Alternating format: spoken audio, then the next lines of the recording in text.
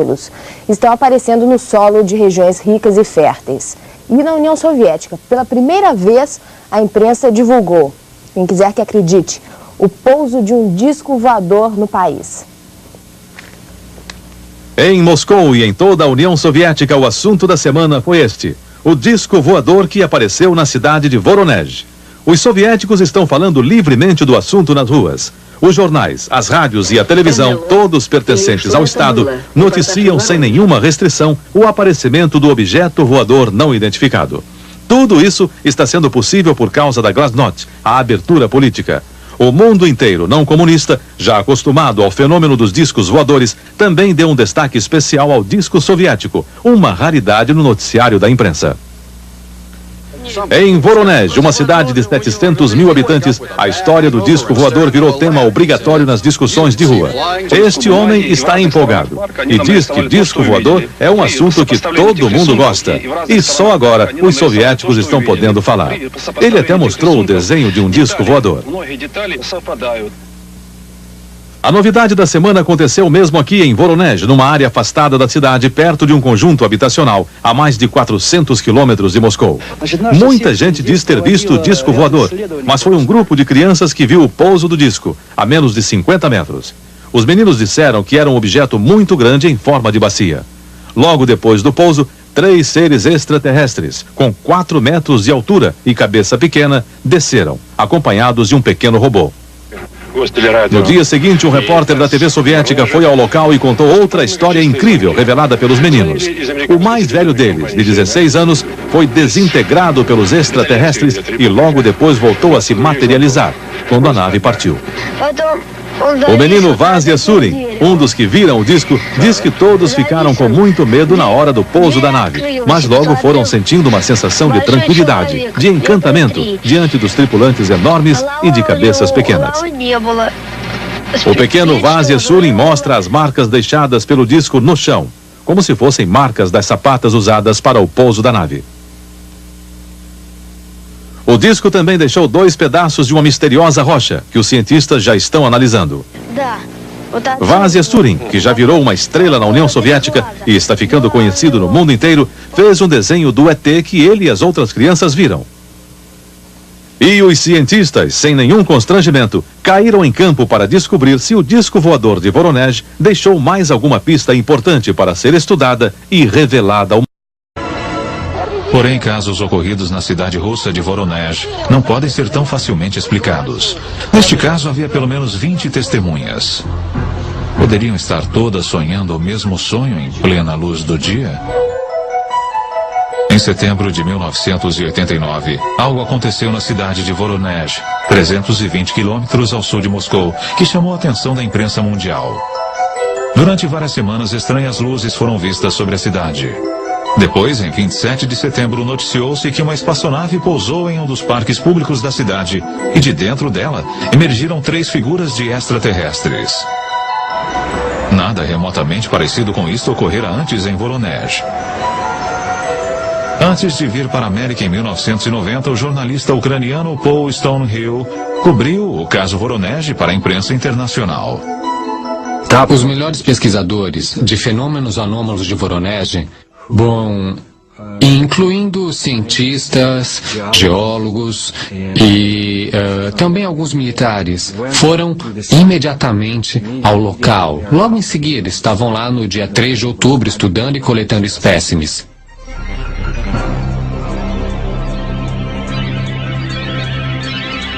O encontro tornou-se a sensação da mídia, na rede nacional de televisão e na imprensa mundial. Isso atraiu a atenção da mídia de todo o mundo porque foi efetivamente endossado pela TASS, a agência soviética de notícias, que até então nunca dera crédito a este tipo de história. Eles tiveram a oportunidade de conversar com muitas das testemunhas oculares, adultos, crianças, policiais, professores, estudantes e cientistas que haviam visto OVNIs semelhantes ou mesmo com outros formatos. O consenso era de que seres gigantes saíram da estranha nave, fizeram algumas pesquisas por Voronezh, retornaram à nave e partiram.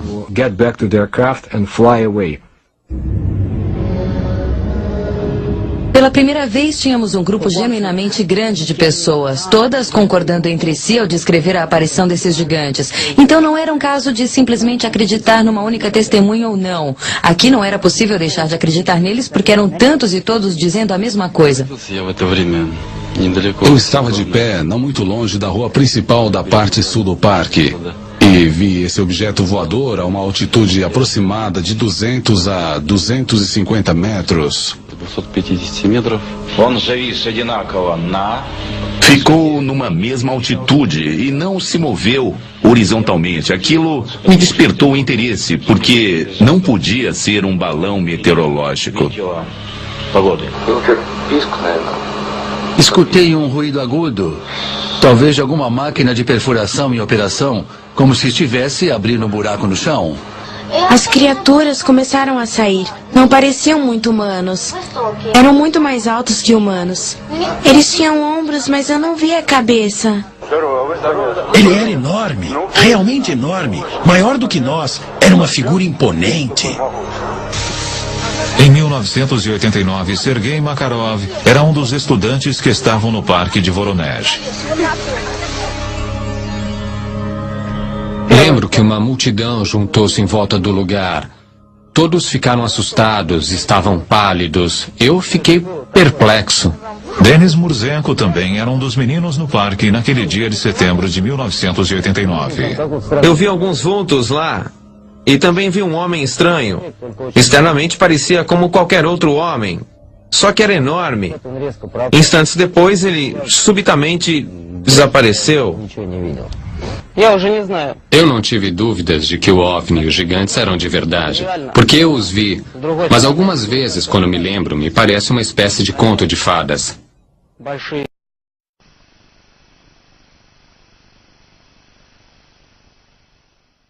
Hace algo más de una semana, numerosos científicos soviéticos estudian las huellas de un extraño fenómeno ocurrido en la ciudad de Voronezh. Según diversos testigos, un objeto volador no identificado se posó en un parque de la ciudad. Los testigos de este aterrizaje fueron varios niños.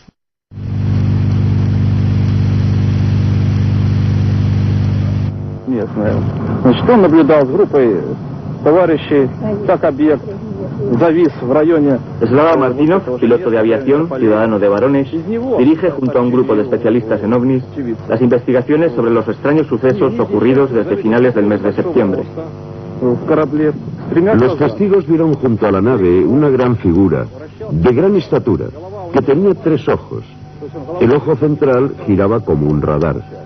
Su cabeza era pequeña, se mantenía fija, sin girar. En lugar de nariz tenía 2 orificios. La nave sobrevoló este lugar. También salieron 2 personas más y un robot.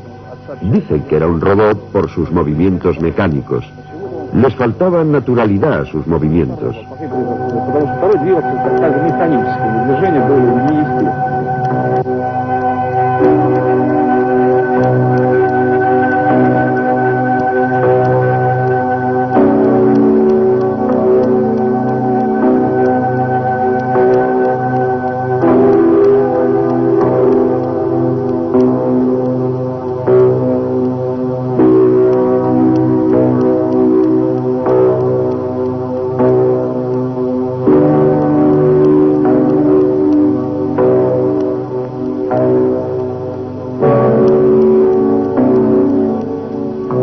Este es uno de los lugares donde, según todos los testigos, aterrizó la nave espacial el pasado 27 de septiembre.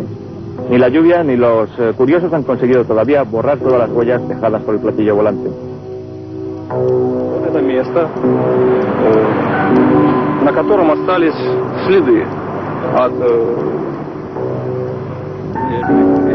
Aquí están las huellas del aparato.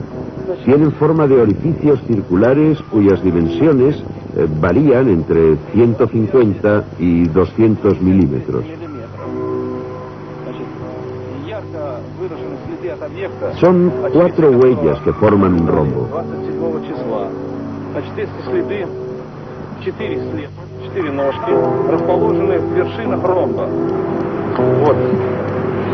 Esta es la primera.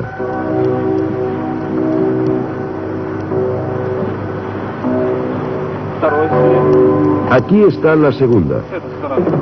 Y por esta parte aparece la tercera.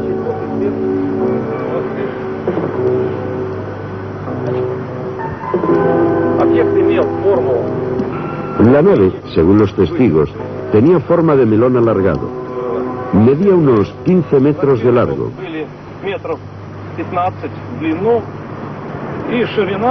4 metros de ancho.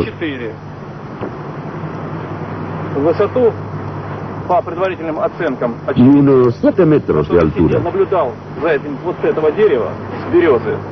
Вот на этой березе сидел один из мальчишек, наблюдавший это. Высота объекта была около 7 метров высотой. Значит, мы провели расчет. Nosotros hemos efectuado algunos cálculos basados en las huellas y hemos llegado a la conclusión de que el aparato debía pesar unas 11 toneladas. El equipo de investigación de Varones reunió a todos los niños que dijeron haber visto a los extraterrestres para que dibujaran y relataran por separado sus impresiones.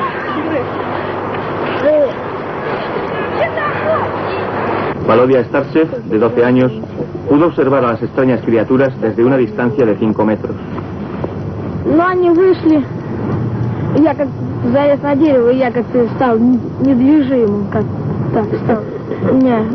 Cuando ellos salieron de la nave, yo me quedé inmóvil, como paralizado. Estábamos todos muy asustados. 2 de los seres salieron de la nave y observaron el lugar. Después de 5 minutos se fueron. Cuando desaparecieron, me mareé. La cabeza me dolía y me daba vueltas. La forma de la nave y la descripción morfológica de los visitantes han quedado reflejadas sin contradicciones en los dibujos de los niños testigos.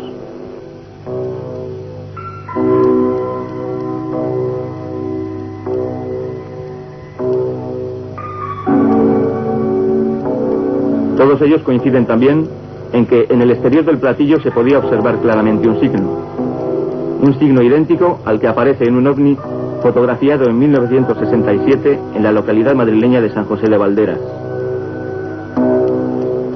Nada se ha vuelto a saber, sin embargo, del niño que desapareció y volvió a aparecer después de ser disparado por uno de los seres que salieron del platillo.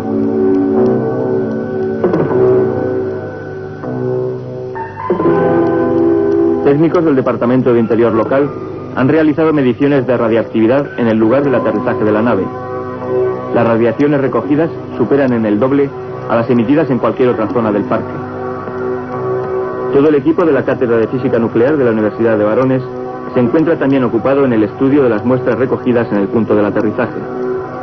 Hasta el próximo lunes no se conocerán datos definitivos, aunque los científicos aseguraron a Televisión Española que la roca analizada en los primeros días y que supuestamente no era de origen terrestre, tiene una composición mineralógica absolutamente conocida.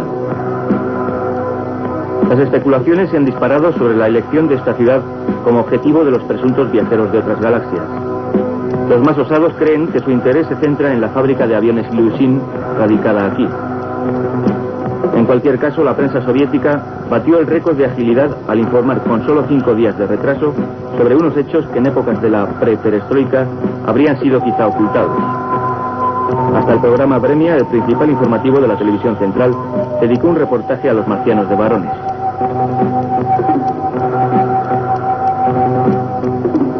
Los críticos más escépticos han encontrado también una explicación al fenómeno. Cuando la penuria económica impide ver una salida en la Tierra a los problemas cotidianos, muchos prefieren recurrir al cielo en busca de un futuro mejor.